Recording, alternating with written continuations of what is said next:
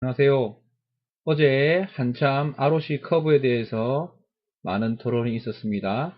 그래서 근데 이제 ROC 커브 자체를 잘 이해를 못 하시는 분도 있을 것 같기도 하고요.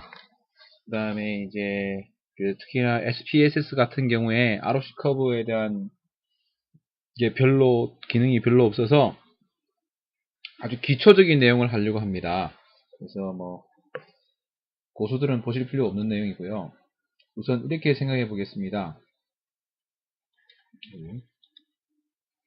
ROC 어떤 검사 결과가 있다 쳐봐요. 그래서 이쪽은 질병이 있는 사람들이고요. 이건 질병이 없는 사람들입니다. 다행히 질병이 있는 사람들이 어떤 검사 수치가 높다면, 예를 들면 류마티스 관절염 수치가 높다면, 어떤 감염과 관련된 수치가 높다면, 이게 명확하게 구분이 되면 제일 좋겠죠. 근데 보통의 경우는 그렇지 않습니다. 이제 어떤 경우는 이제 그 카트라인보다 높은 사람인데도 질병이 없는 사람도 있고, 카트라인보다도 낮은 사람인데도 질병이 있는 사람이 있고, 뭐 그런 식이 되는 거죠. 이걸 그래프로 그려보면 이렇게 될 것 같습니다. 커트라인 이렇게 잡아봤어요. 커트라인을 이렇게 좀 더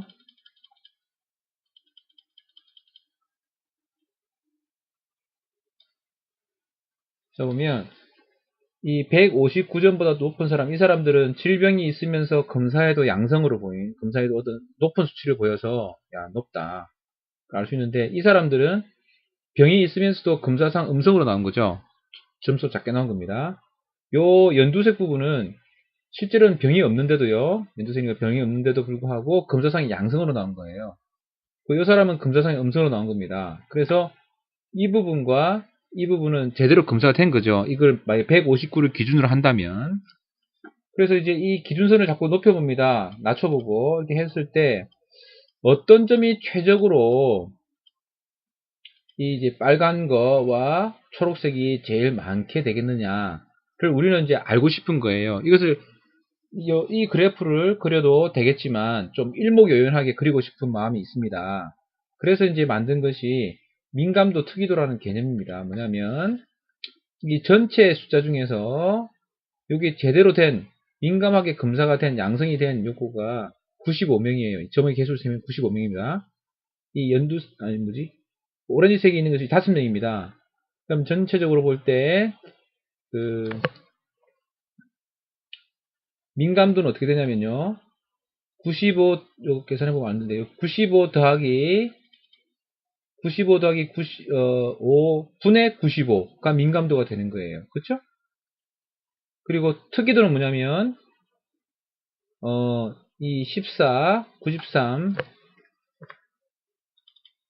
14와 93을 더한 것을 분모로 놓고, 제대로 된 거, 93을 분자로 놓으면, 이게 특이도가 됩니다.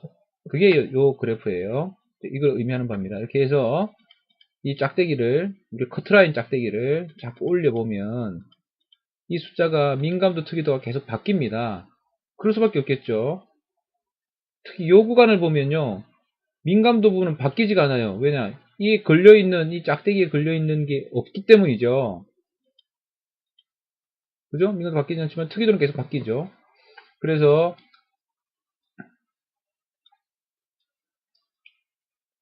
자, 그러면 이 짝대기를 계속 올리고 내릴 때 특이도와 민감도가 계속 바뀐다는 것을 우리는 알 수가 있습니다. 그래서 ROC 커브는 뭐냐? ROC 커브는 민감도와 특이도를 가 아니라 X축에는 1 빼기 특이도, Y축에는 민감도를 넣고 이 그래프를 그려본 거예요. 그래서 이 수시로 계속 바뀌는 이 그래프를 쭉 그려봤습니다. 이렇게. 그러면 이 점이 움직이는 게, 민감도 특유의 점이 움직이는 것이 표시가 될 거 아닙니까? 그죠? 이렇게 하면